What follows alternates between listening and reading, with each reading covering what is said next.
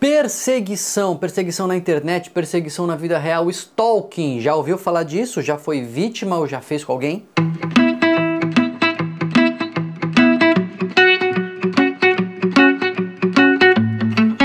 Mais de uma pessoa me pediu para falar sobre stalking, sabe a perseguição? A coisa de ficar bisbilhotando, perseguindo, cercando o outro para ver o que está fazendo, às vezes mandando mensagem, às vezes tentando a comunicação.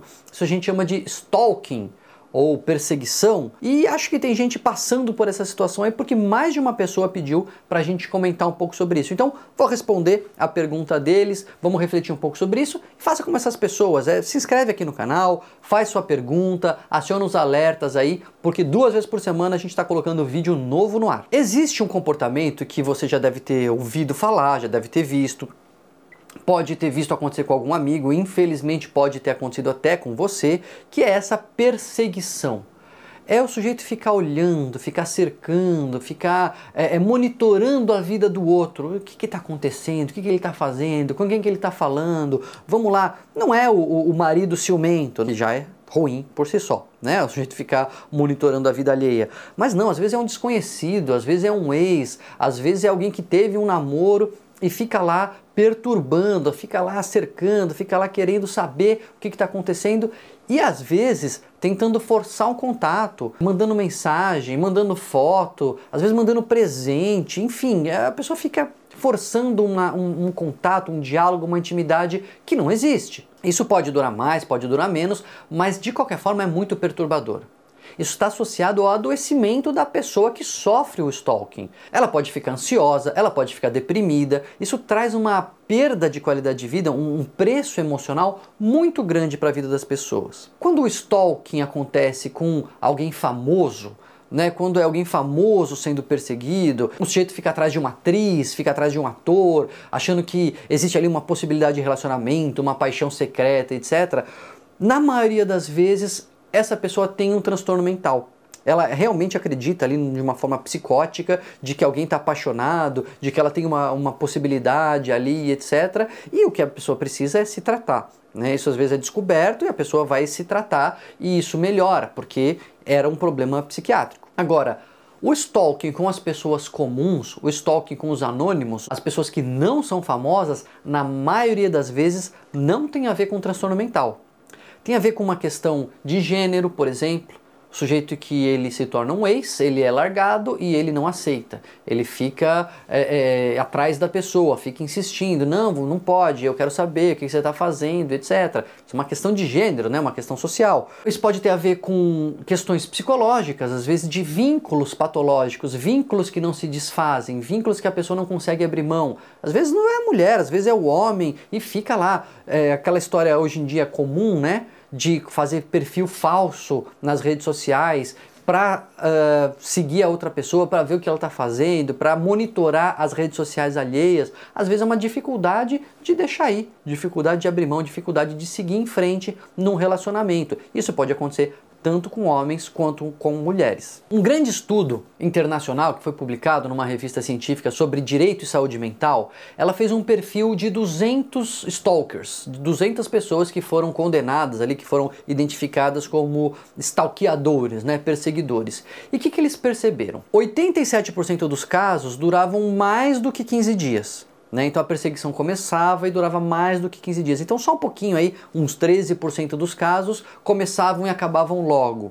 Isso normalmente eram quando eram desconhecidos, a pessoa não sabia quem era, jovens, né? Pessoas mais jovens, solteiras, que não forçavam um relacionamento, não forçavam uma intimidade, era um monitoramento ali, uma cercada, não deu nada, acabava. Metade dos casos duravam poucas semanas.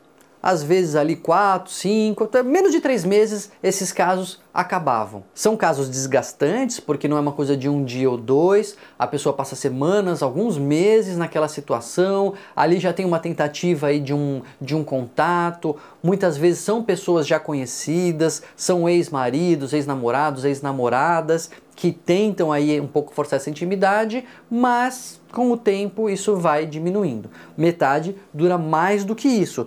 Só que 1/4 apenas, 25% dos casos, durou mais de um ano. Então é uma minoria que dura tanto tempo. É bastante, lógico, é bastante, um quarto, em 200 casos ali foram quase 50 pessoas, durou mais de um ano esse comportamento, mas a maioria é autolimitada, a maioria termina antes de um ano. O fator de risco para durar mais era justamente ex-namorado, ex-marido, ex-mulher que se sentiam traídos, se sentiam ressentidos, achavam que tinha algo a ser acertado ali, achavam que tinham que acertar as contas, enfim, e forçavam intimidade, mandavam mensagem, mandavam fotos, presentes, etc.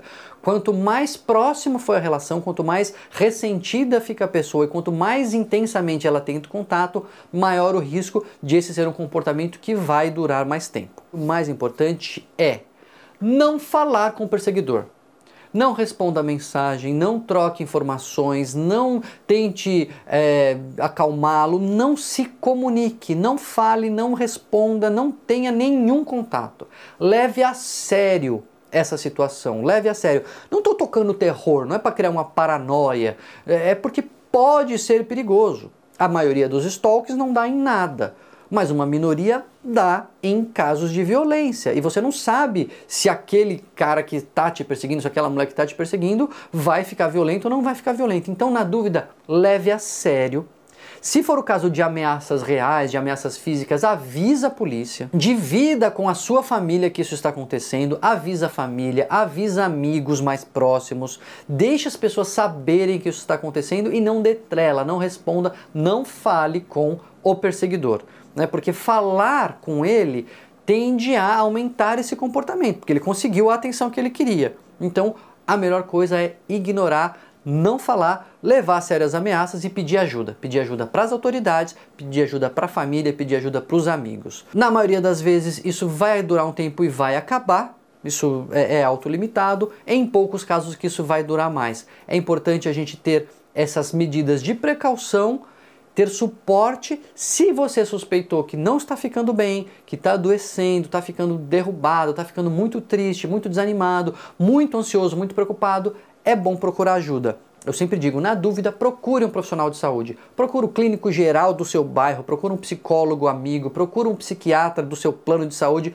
procure quem você puder, mas não se deixe adoecer, porque isso só vai piorar toda a situação. Então, se acha que adoeceu, procure um tratamento para se tratar, para melhorar, cerque-se de proteção e espera que uma hora essa coisa deve acabar. Mas não deixe de comunicar às autoridades se você se sentir ameaçada. Às vezes a gente tende a minimizar. Não é nada não é preocupante, daqui a pouco passa. Eu vi lá o vídeo do Daniel falando que passa com o tempo. Pode passar com o tempo, mas pode ser perigoso. Então, na dúvida, avise as autoridades e avise as pessoas para você se proteger. Manda para as pessoas, divulga esse vídeo. Esse é um problema que está acontecendo, tem gente fazendo perguntas sobre ele, então é importante as pessoas saberem o que fazer, e como se proteger. E não esquece, se inscreve aqui no canal e a gente vai continuar conversando sobre muito comportamento.